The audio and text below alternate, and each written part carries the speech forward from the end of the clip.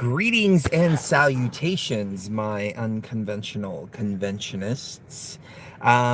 Two obscure references there. If you know what they are, let me know in the chat. Anyways, I wanted to do or in the comments. I wanted to do a live stream this morning. I haven't had coffee yet, so I'm going to have my coffee here with each and every one of you and bid you a good morning. One of the things that is on my mind is the ego. The ego. Somebody left a comment and they go, Geo, ego. Hmm. And I was just thinking to myself, look, dude, you're like the 1,000th person that has said that. Okay, you're not really that original, but it's cute nonetheless. It's cute, and I realized that as I was reading Facebook this morning, actually, kind of a side note here, away from the ego for a second, but I realized that the intelligent people out there, they see somebody who is ignorant of something, and it wasn't anything to do with me. It was just I was just noticing just comments and just kind of studying just human behavior on Facebook, and philosophizing. But intelligent people, they tend to enlighten people's ignorance, while the less intelligent people tend to ridicule people's ignorance. So I noticed that interesting dynamic this morning. But the ego is something I wanted to talk about because it is very, very, very misunderstood. As a matter of fact, it is the complete opposite of what we're told that it is. And also, for some reason, these elements want us in an egoless state. An egoless state, I would argue and say that that's a very dangerous state to be in. That is actually the mind wipe state.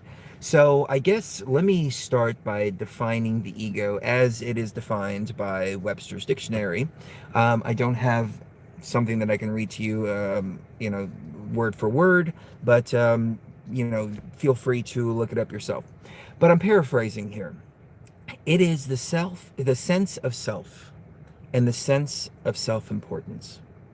That's what the ego is. The ego is primarily, I would say, the sense of self and the sense of self-importance. So the New Age has us believing that we shouldn't have a sense of self and we shouldn't have a sense of self-importance. Well, why not? I think each and every one of you are extremely important here in the Matrix. Likewise, Shuri and I are important in the Matrix. Otherwise, we wouldn't have come into the Matrix to begin with. Obviously, we had something that needed to be done. But we've been told in the New Age philosophies that when we die, the point is to merge back into Source. And when we merge back into Source, then we rejoin the collective, i.e. lose our entire sense of identity, and thus become one jumbled, huge mess of an amalgamation. Now, we lose our self-identity. But if you go back to the ancient philosophies, not the New Age BS, but the ancient philosophies all revolve around knowing thyself. Know thyself. Well, if you know thyself, then you're going to come to a point to where you do just that. You know thyself. And by knowing thyself, it means becoming even more firm and steadfast in who you are, not only on this level here, but also on the ancient level. And remembering that it doesn't mean that we give all that up at a certain point. So the journey doesn't go like this. Well, the whole point is to know thyself while you're here. Then once you're gone from here, then you forget thyself. That seems like the reincarnation wheel trap that we are here trying to correct and trying to fight against. Now, an overinflated ego, sure. We all need to put things into perspective, and I understand that. But when we get attacked, and it's rare, so I'm just thinking back to past experiences. It's not like something that happens regularly. But when we get attacked based on ego, it's never an attack in the sense of you have an unhealthy ego. You have an overinflated ego. It's just very simple. You have an ego. And I think to myself, now when somebody says that, well, thank you. Thank you so much. I've actually been working very hard to try to know myself. I'm glad that you recognize that. Myself recognizes yourself as well. It's like, the opposite of namaste or something like that. It's like, well, my ego recognizes your ego. Cheers. But why is it that we've been told that the ego is so bad? I thought this too, though. So I can't say that I was above all of that from day one. It was something that I came to realize. It was something that I really needed to understand. But I started to understand that not only do we have our identity here in this matrix, but we also have a deeper identity, which I refer to as raw consciousness, our true selves.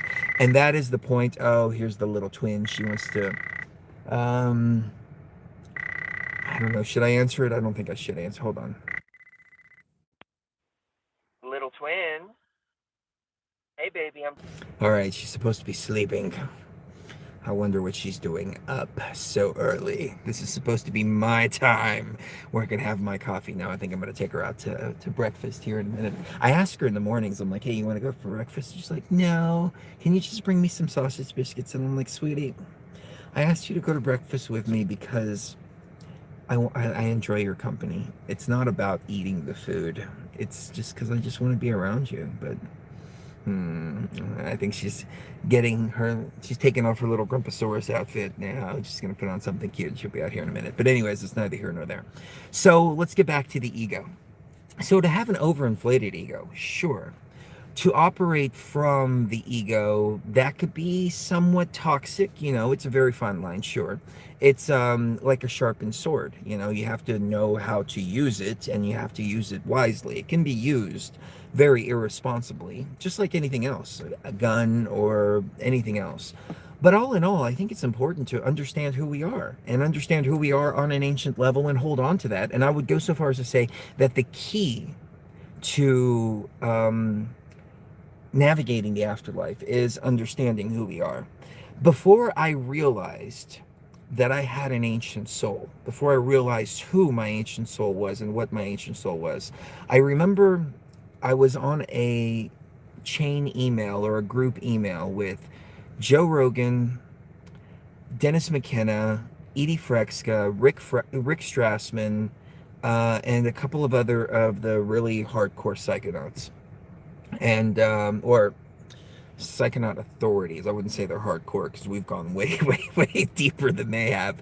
But I was on with the authorities, and they heard about some of my experiences, and they were, I hate to say it because I don't know, they were kind of chastising me a little bit about some of my earlier experience. And they said, hey, you're on an ego trip. And I remember I looped in a friend of mine, and he's like, who the fuck are these guys, the DMT police? And I thought it was pretty funny. But no, they're all great guys. I love those guys. Don't get me wrong. But they said, hey, look, it's an ego trip, this and that, and blah, blah, blah. And my response to them was, what if, and we were all just philosophizing at this point, what if the point of navigating the afterlife experience is to hold on to a sense of identity? And at the time, I didn't understand my ancient soul, so my mind automatically went to hold on to the Chris Geo identity. Because I've lived so many past lives, but how do you distinguish which past life is more important than the other one, which one is truer than the other one, and all of that? And we've been subjected to all of these mind wipes, so the reason that my mind went to the Chris Geo identity was because it's the most familiar to me. And that's what I aimed to hold on to in the DMT realm, in the ayahuasca realm, and the furthest that I traveled outside of my body. And it's just like a reference point more than anything else. Like, remember who you are, so you can navigate into those disconnected states. And I started to be able to achieve that and accomplish that. Then I unlocked the raw consciousness, and I remembered really who I was. I didn't understand what remember who you are is, or know thyself. I just knew the direction that I needed to start going. So once I started doing that, I started navigating through my DMT and ayahuasca experiences with no problem. Like, okay, well, I'll get so deep sometimes. It's like, well, who's Chris Geo? I don't even remember Chris Geo. What are you talking about? I don't even remember the name Chris Geo, but I remember who I am on a raw consciousness level. And that's the point which I navigate through.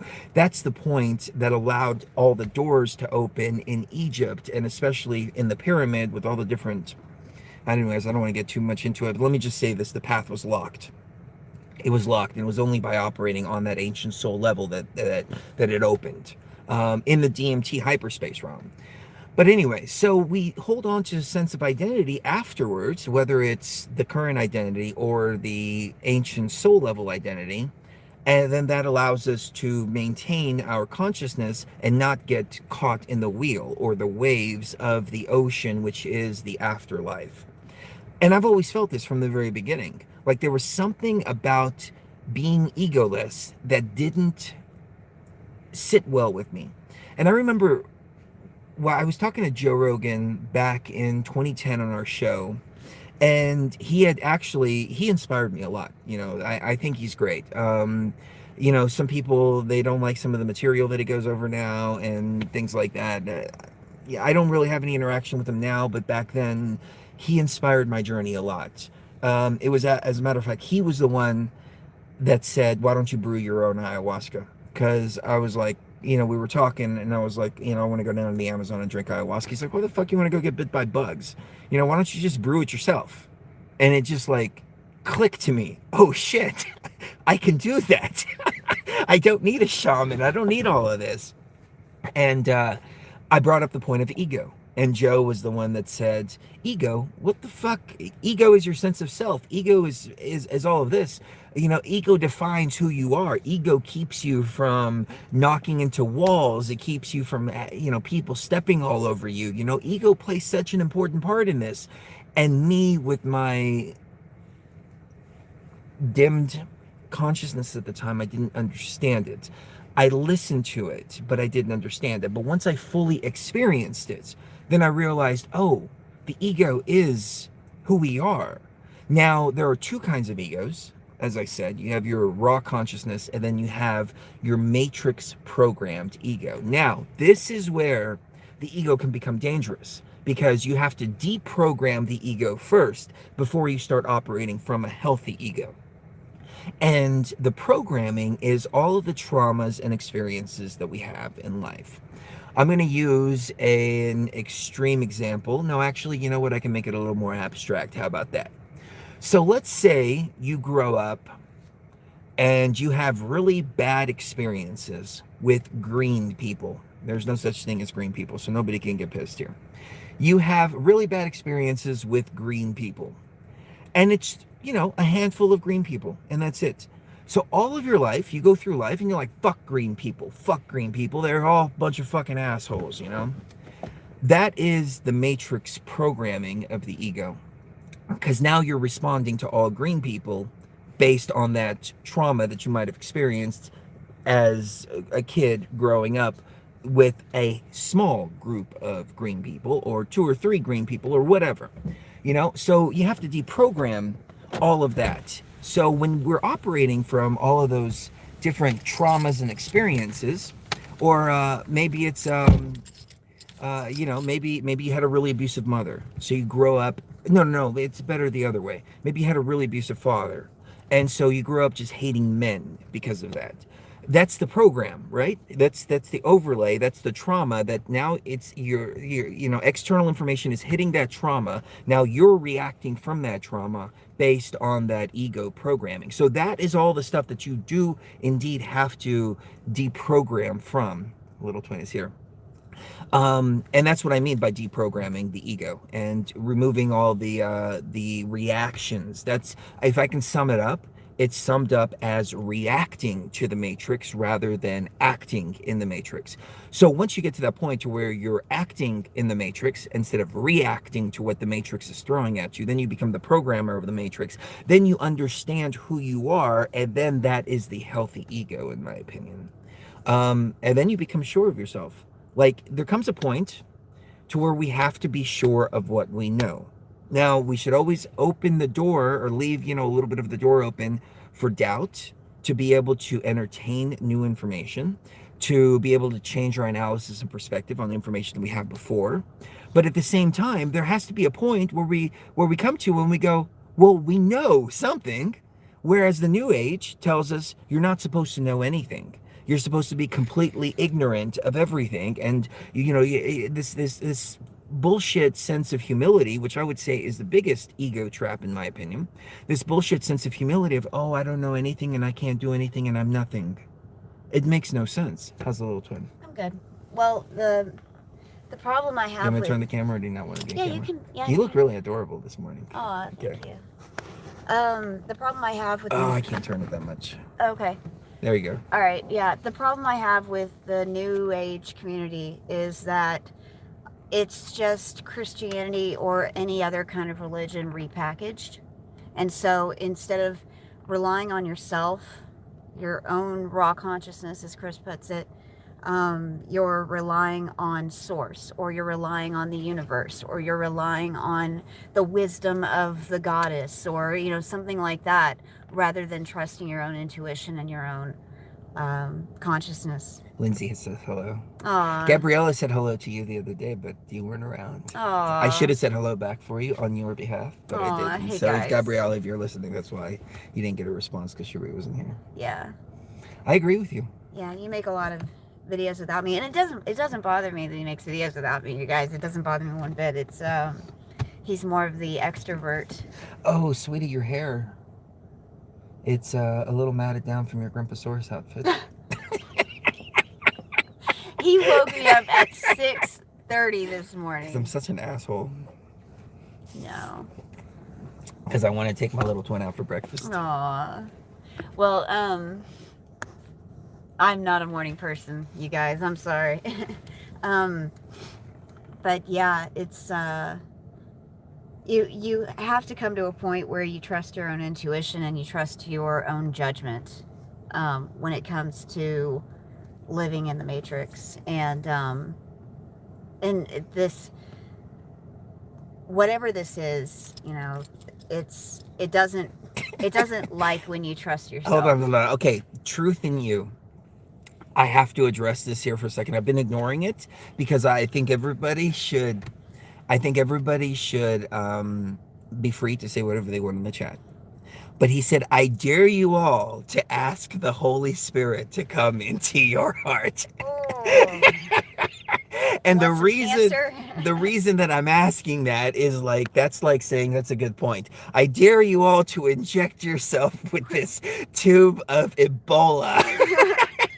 It's like, no, I'm not going to do that. I know better than to do that. Yeah. It's freaking Ebola. It's toxic. It's I thank you for watching. Thank you for coming into the comment, for commenting. And I'm not trying to attack you personally, but you said something that's very dangerous to people, right? Which is to let things into your heart. Right. Your heart is the most sacred space that you have. Yeah. That is the one that is you. You have to protect your heart at all costs. When you invite something into your heart, nobody can get those implants out except for yourself. That's right. You can get implants in all other parts of the chakra.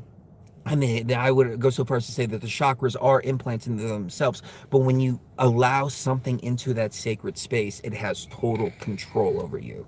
It's very, very, very dangerous. So with all the love that I can send, brother, and I don't mean to make you feel bad about it, but it's extremely dangerous to do that. Yeah. Well, that's why if you look at the ancient Egyptian pharaohs, they always were covered like this, with both arms covering their heart, because they knew that the heart, and even science has proven this to be true. The heart has a mind of its own. You have two brains, actually. You have the first brain, which is upstairs in your head, and then you've got the heart brain. Men have 3 brains. Yeah, they do. And guess which one wins? Most of the time. But the Egyptians knew this, and they would say, guard your heart, guard your heart, guard your heart. Because it's like vampirism. Once you allow something into your heart, it ain't leaving. Unless you give someone permission to remove the implant that being put there when you allowed it into your heart, when you asked it into your heart. Yeah. So. Yeah. He said, you're either living with the Holy Spirit in your heart or you're bound to all your emotions and all of this. I would say that you have to take control of your own space, especially the heart space, Right. that's the conduit to your true self. And if you Yes. have something blocking that space, then it's going to be tainted with anything that's inside of that space.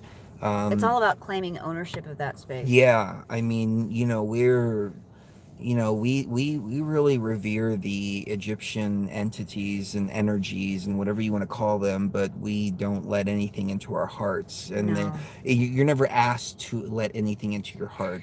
The Egyptian deities, in my opinion, are more like allegory for consciousness. So it's really just kind of stories to better understand the matrix, to better understand ourselves, Hmm. our consciousness, how our consciousness can be locked.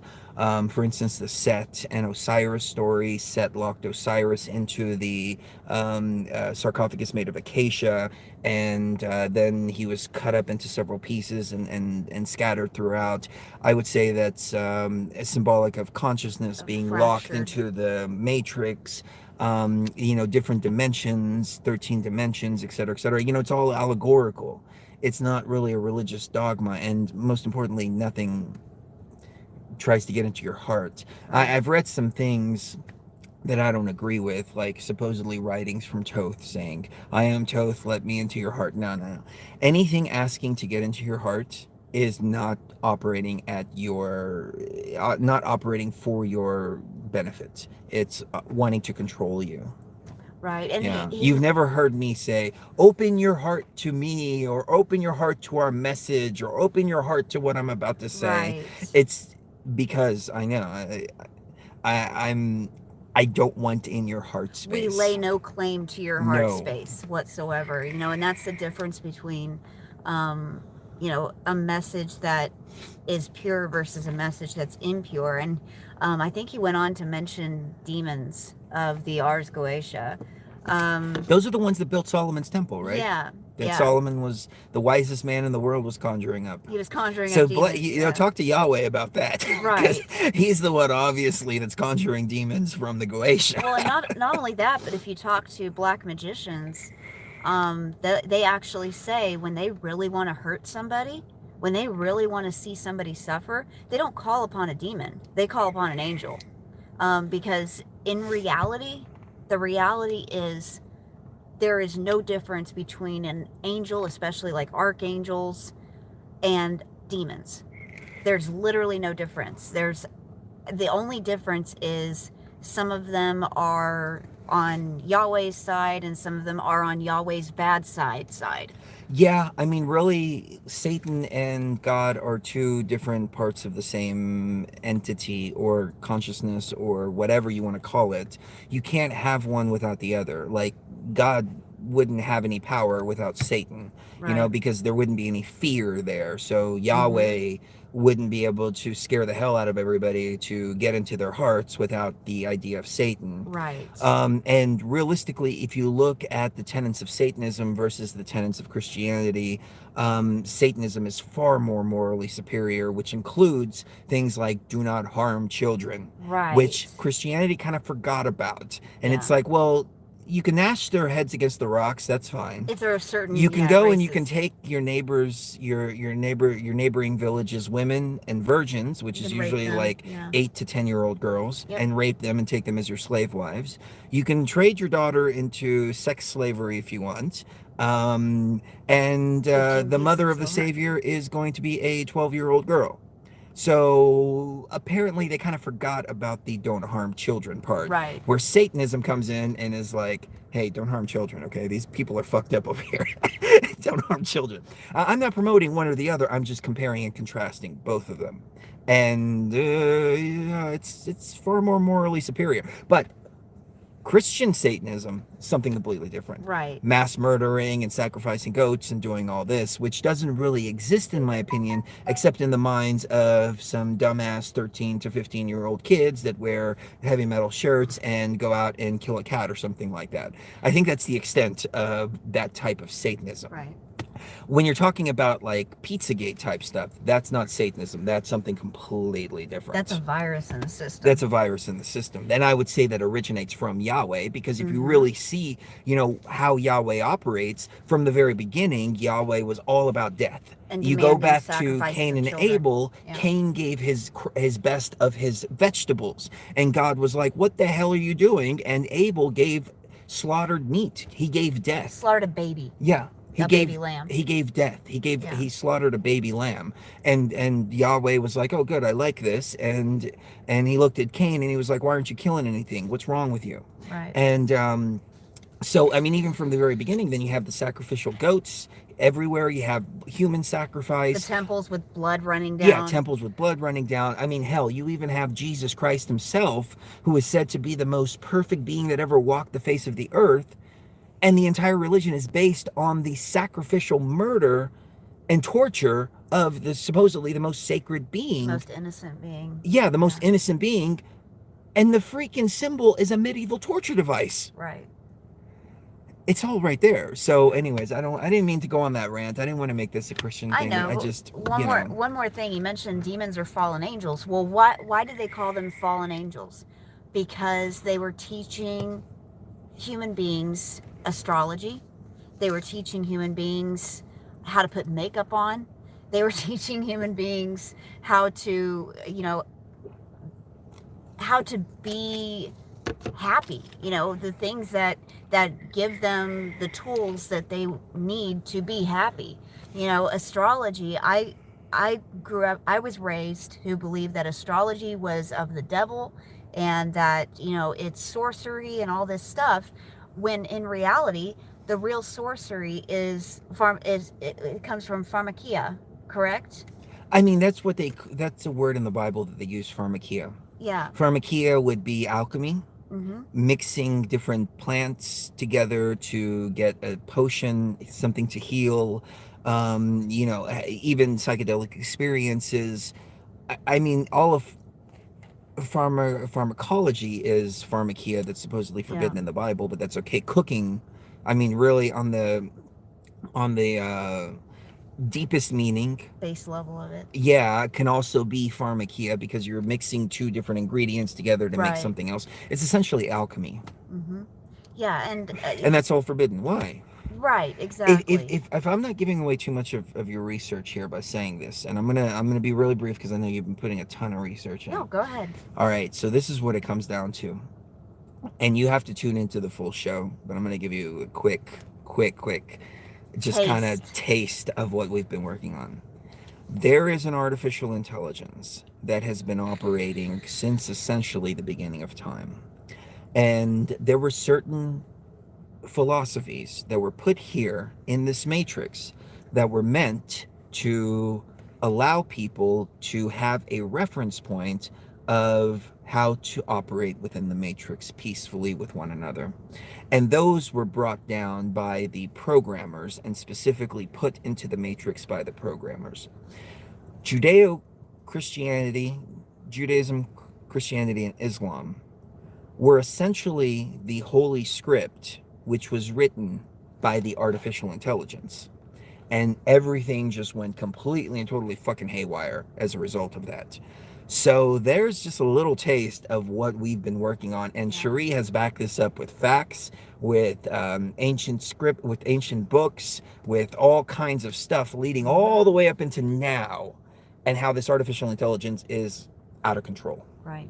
Did I say too much? Nope. Okay, good. And I just want to add to that there's a reason, and I'll just leave it at this. There's a reason why graven images were forbidden by. Don't say anymore, because this is huge. Like, it's all hidden in plain sight, and I couldn't believe that I didn't see it before, and she laid it all out. Yep. It's all right there. So back to the ego thing. Yeah. Know yourself. Know thyself. Mm-hmm. Know that you are important. Know that you are here for a purpose, that you are here for a reason. Yeah. Know that you matter, in this. Don't let anybody tell you that you don't. Don't let anybody tell you that you're not supposed to know yourself or not have a sense of identity. It's a trap. It's a trap people use who want to control. And unfortunately, that's what the New Age has been doing. And I pick on the New Age because that's the most prevalent in our particular, consciousness sphere. But really, it's New Age, which is the same as the Old Age, just different characters. Instead of Jesus, you have Space Jesus, or you have Palladians, or something like that. It's just it's the same thing, just repackaged. Yeah. But we're bringing the ancient philosophies back. And the ancient philosophies were one of knowing yourself, one of wisdom, and one of power. And the power to know yourself so you can access who you are and do what you came here to do. Colin sent some love. Love you guys. Have a wonderful day, everyone. Just got here. Oh, Colin, thank you so much, brother. Colin. Much love. We appreciate it. Yeah. We don't get a chance to read the chat when we're on the cell phone like this, but just, you have the power. Our show even starts out with raw consciousness does not require a savior, but rather raw consciousness requires only knowledge of oneself and the power to access it. Right. That's all we want to do. We want to give people, not even give people, that's not even the right word. No. We want to show people the power that they have inside of them. Yeah, because that's where I'm coming from. And somebody mentioned sin, and I just want y'all to know that there's no sin except selfishness.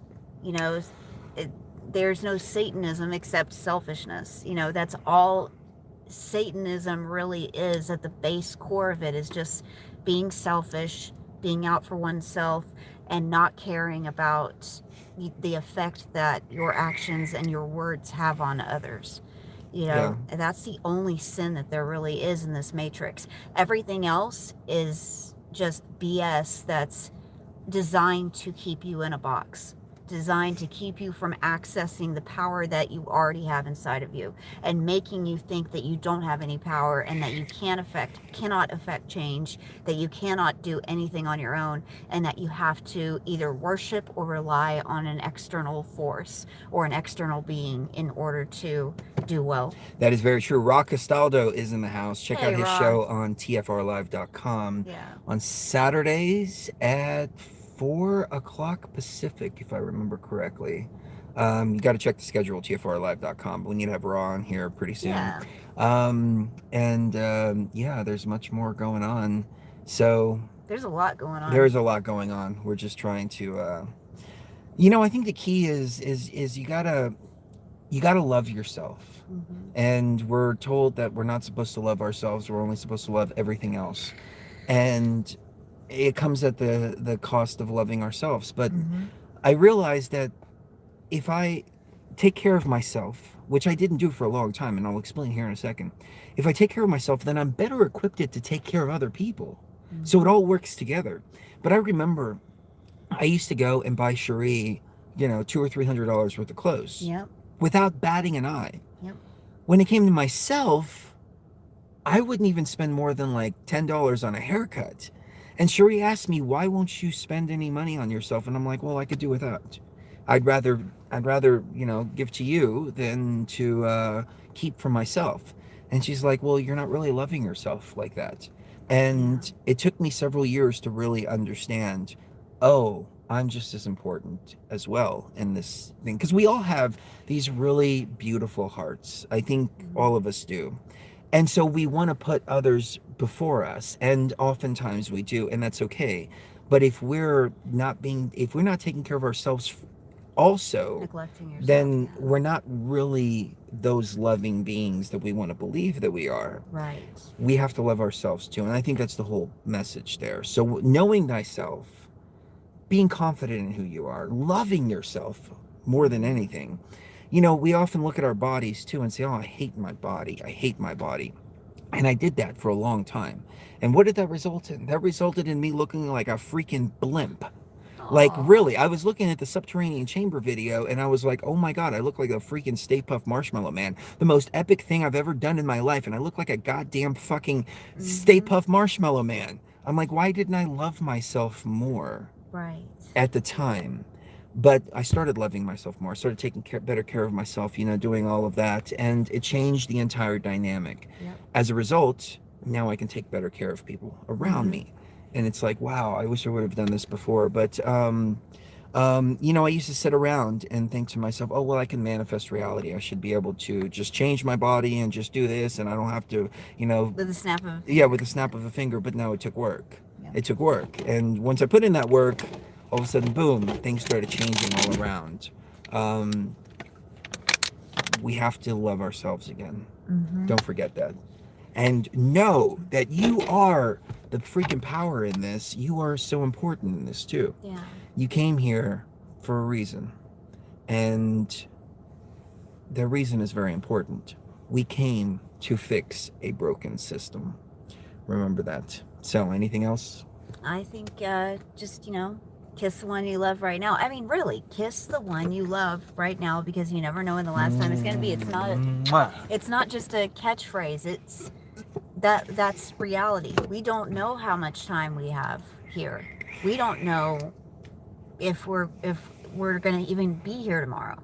And that's, I mean, it's there. Our society teaches us to be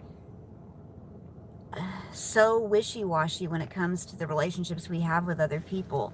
It teaches us to not appreciate other people. It teaches us to be completely all ego and to see other people in our lives as adversaries, automatic adversaries. And we have to love ourselves more, and we have to love each other more, because that can all change in the blink of an eye. It really can. Michelle was trolling us the other day. And she came in to troll again some more. She said, Chris, Uh-oh. why are you on this channel? Because it's my channel. It's his channel. And if you see me on somebody else's channel, it's because they wanted me on their channel. Right. They asked him. What the hell? Whose channel will we be on? Right, exactly. The trolls have been pretty funny lately. Yeah. But, Yeah. it's funny. That's the thing. Like, you come to a point where I remember when my ego was not under control. Colin sent some more love. Love your Aw, brother. thank you, Colin. My ego was not. I didn't understand my ego. Let me put it like that. I didn't understand my ego, and I was still going through that process of trying to dissolve it. Because there's something to say about dissolving the ego first and unprogramming the ego, and then rebuilding it up from your raw consciousness. But back then, I remember trolls used to come in and they used to talk all kinds of shit, and it would like really hurt me. Like, I remember thinking to myself, how could they say these things about me? I'm here trying to get the truth out. And it was when I was doing all the truther stuff. I'm here trying to get the truth out, and I'm here trying to do all this. And, why are they doing? And it was really like, it hurt. It like genuinely hurt. Yeah. And then when I dealt with my ego, unprogrammed it, reprogrammed it from the raw consciousness, really understood who I was, now I'm like, fuck them. Yeah. Fuck them. It's simple as that. Fuck them. And it becomes comical at that point. Uh-huh. So know thyself, and know that you are so important in this. Yep. All right, I think I'm going to take the little twin to get breakfast now. Okay. Kiss the one you love right now. You never know when the last time is going to be. Oh, we were talking about where we're going to put on our memorials when we're gone. And I told Shuri, I was like, I don't know. I kind of want either "So long, thanks for all the fish," or "My God, it's full of stars." But then I was thinking the best thing to probably put is "Kiss the one you love right now. You never know the last time is going to be, and we'll see you even further beyond the veil." Uh-huh. Yep. Yeah. So thank you for being with us this morning. We love you ya. guys. See you soon.